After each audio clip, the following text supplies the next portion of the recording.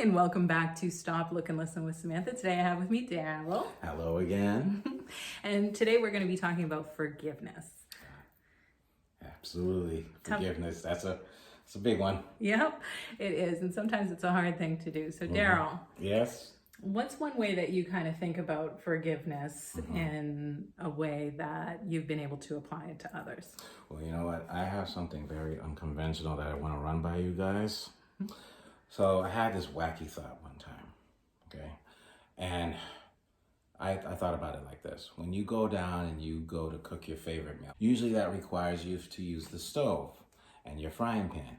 Well, if you think about it, when you go to use your appliance, anything can happen. And let's say you turn the stove on and the fire comes out and the gas may have just touched it or ignited it in such a way where it just flared up and burned you on your hand.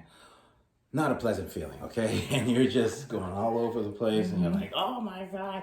And then you're looking at the appliance as if it had anything to do with anything. And you're cursing the appliance out, right? Yep. And you go up to the bathroom, you're looking in the first aid shelf and you find your Band-Aid. And what do? You put the Band-Aid on and what do? You go right back downstairs because you're hungry. Yeah, I'm hungry. Yep. You got to eat. That's happening. And the only thing that can fulfill your needs and making sure you get a nice warm breakfast is that same stove that burned you on your hands. So what am I saying? Sometimes we have an easier time forgiving machines than we do forgiving human beings. That's so true. And I think that's something that we have to work on in terms of offering compassion more to human beings than machines. Right. It may be wacky, but that's what I think. You know, and to put it so simple as that, it's a great way to think about it, but it can be hard. It can be hard when there's a lot of underlying feelings there. It can be hard when there's a deep hurt. It can be hard when there's a repeat offense. And how do you deal with that, Daryl? Repeat offenders. I tell you, I've been a repeat offender and I've also been hit by repeat offenders. And so I've had the luxury of learning both sides of the tennis racket, okay? And I will say this, either way, I'm glad to have gone through that journey or those experiences, because if I hadn't done so, I don't believe I would have learned God's love and the type of love that He operates in. Because before those experiences, I had a limited understanding of how God operates through forgiveness, okay? And my mere fact that He allowed me to go through both types of experiences has only left me with a good taste in my mouth about Him and His love and how I'm able to forgive others. And also, when I didn't think I deserved forgiveness, how somebody would come out of nowhere and say, you know what, Dad, I thought about what you did, but I'm going to give you a free pass on that. Right now, I'm like, oh my God, after what I've done, so I would say through those repeat offenders, it was good. And in the Bible, Paul says it was good that I was afflicted so that I can learn your attributes.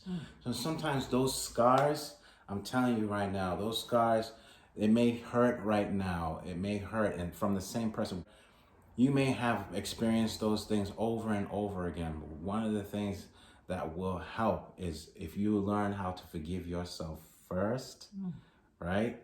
And then you're able to now go and sit with that person, whoever that is, whether you're the offender or that person is, and you can have a healthy dialogue by faith. You can have a healthy dialogue about maybe not all the details, but about key points that should turn everything around in a 180-degree direction. Right. And the key point here is conversation, right? Absolutely. Because nobody understands silence. And I can't count how many times I've received the silent treatment, That's even right. given it myself. I know. And where does that go? Nobody knows to understand silence, because there's two sides to every story. Two sides. Daryl has his own feelings. Daryl has his own experiences. I may have hidden a rock in something in Daryl that he has some old hurt and that hit that rock. And same thing with me. Yeah. But until we work it out and conversate and say, well, I felt this way because, and you felt this way because, we don't allow that conversation and we just hold on to the silence and unforgiveness. it's not going to go anywhere. It's never going to grow. Right. And you're never going to be able to resolve that. Never. That's very unhealthy. You know, like anything that you might be going through physically, check emotionally first what happened. A lot of times your body will tell on you. It will testify on you when you try to hide things down and push things down. Your body's like, I'm gonna show it through the chicken pox. I'm gonna show it through hives. I'm gonna show it through headaches. I'm gonna show it through migraines.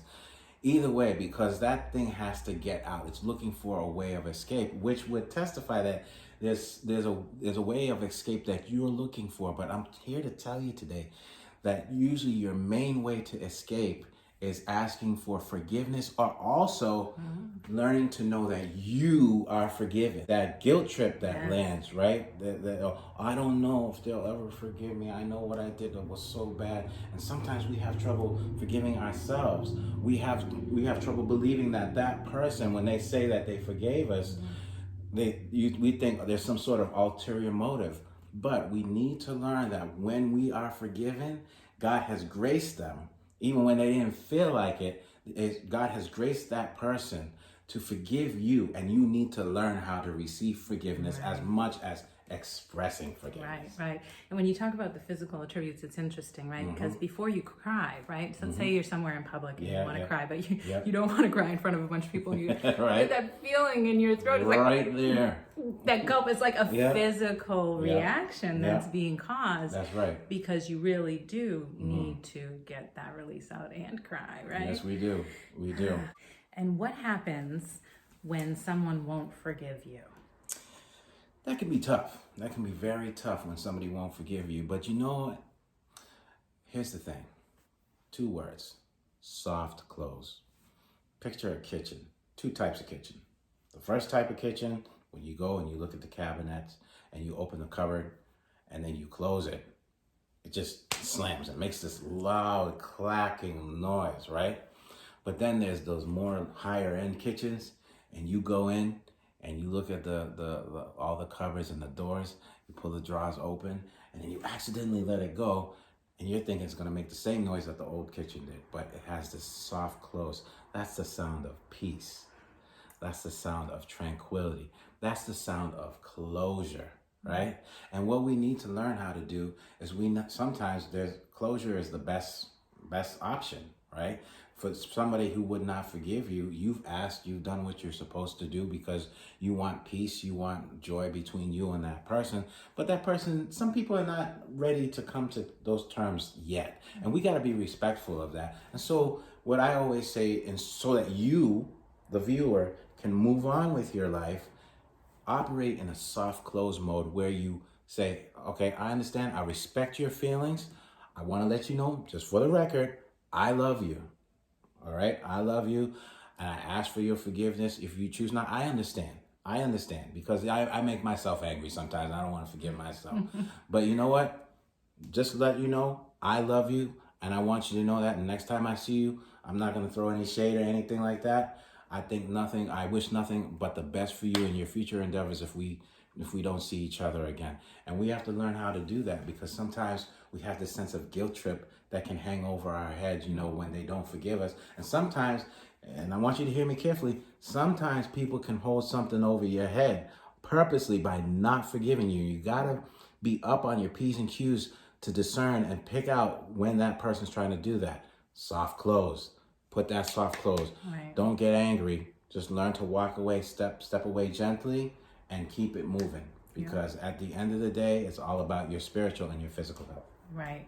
And speaking of your spiritual and your physical health, we do understand that there are cases where someone may be abusive, right? Yeah. Physically or emotionally. And there may be a time where you apply that soft close in a different way just to protect yourself. That's right. And your emotions and your feeling, right? That's right. And you said something, it was loving from a distance. Loving from a distance.